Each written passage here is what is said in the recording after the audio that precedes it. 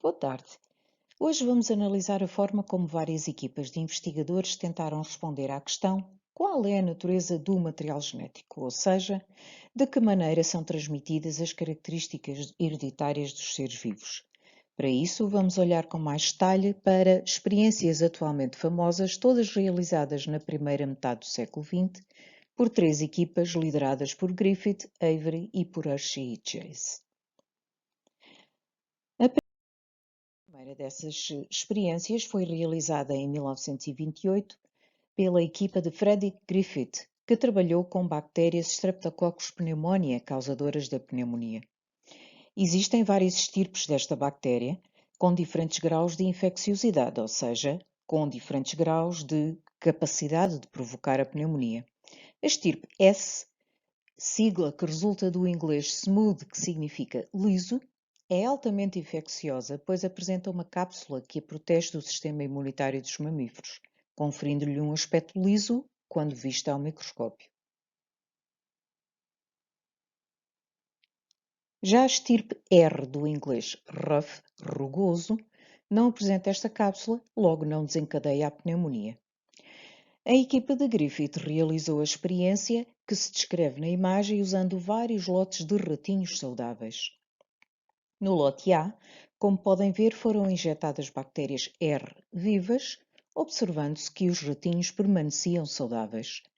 No lote B, foram injetadas bactérias S vivas, tendo, como esperado, os ratinhos morrido de pneumonia. No lote C, foram injetadas bactérias S, mas desta vez previamente mortas pelo calor, tendo os ratinhos permanecido saudáveis. Finalmente, no lote D, os ratinhos foram injetados com uma mistura de bactérias S, igualmente mortas pelo calor, mas misturadas com bactérias R vivas. Inesperadamente, não só os ratinhos morreram de pneumonia, como foram encontradas bactérias S vivas em amostras do seu sangue. Com base nestes dados, compara então os resultados das experiências dos lotes C e D realizadas por Griffith.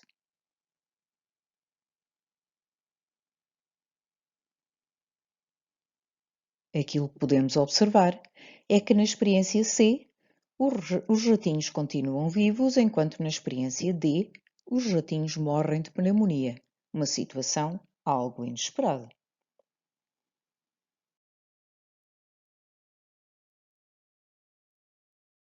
Como explicas então o resultado da experiência D?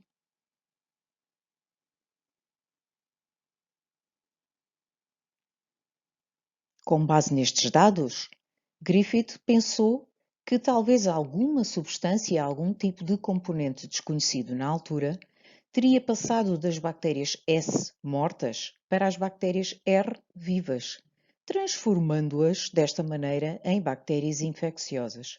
Por essa razão, Griffith apelidou esta substância desconhecida como princípio transformante. Mas o que seria este princípio transformante?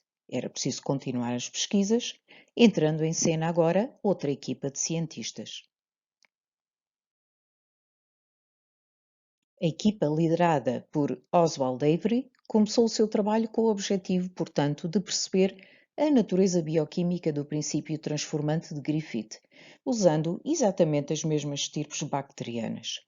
Avery cultivou bactérias S e obteve delas um extrato resultante da sua lise. Amostras deste extrato de bactérias S mortas foram depois tratadas com diversas enzimas hidrolíticas.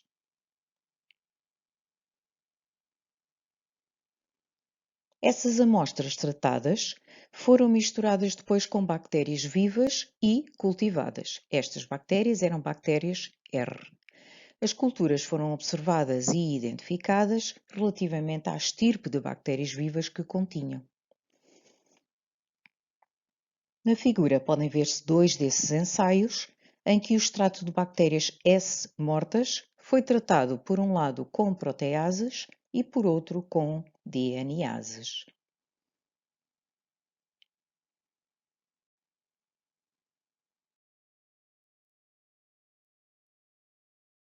Com base nestes dados, Descreve a experiência controlo para este procedimento.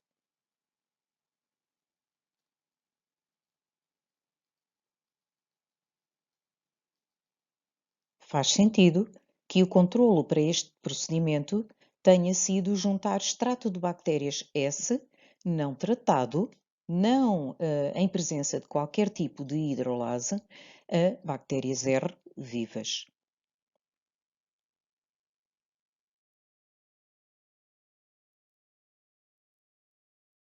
Indica agora a conclusão que podemos retirar destas experiências. Aquilo que podemos observar é que a hidrólise de proteínas não impede a transformação das bactérias, mas a dos ácidos nucleicos, sim. Neste momento, o princípio transformante parece ser o DNA. Mas podemos ter essa certeza? Entretanto, a evolução das técnicas bioquímicas permitiu a outra equipa eliminar essa dúvida de forma definitiva. Em 1944, a equipa liderada por Alfred Hershey e Martha Chase tirou partido dessa evolução precisamente e abordou a questão de uma forma completamente diferente da que tinha sido usada pelos seus colegas. Usou bacteriófagos, vírus que infectam bactérias e cuja composição extremamente simples permitiu aos investigadores reduzir o leque de hipóteses para a identificação do princípio transformante.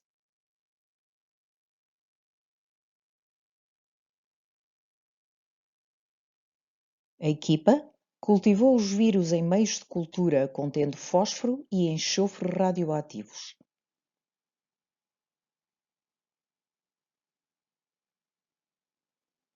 Os vírus assim marcados foram depois adicionados a culturas de bactérias vivas, permitindo a sua infecção.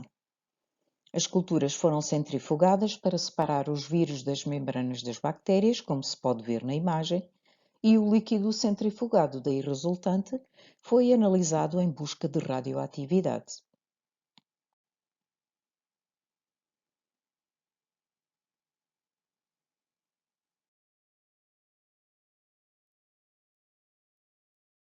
Analisa agora esta figura e explica por que razão esta experiência é mais conclusiva que a de Avery sobre a natureza da molécula responsável para a transmissão das características hereditárias.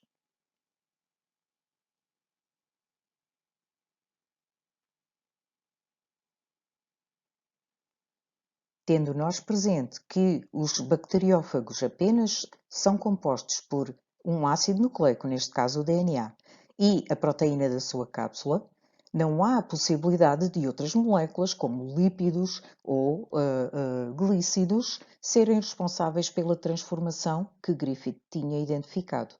Podemos, desta maneira, interpretar que o princípio transformante é formado por ácidos nucleicos.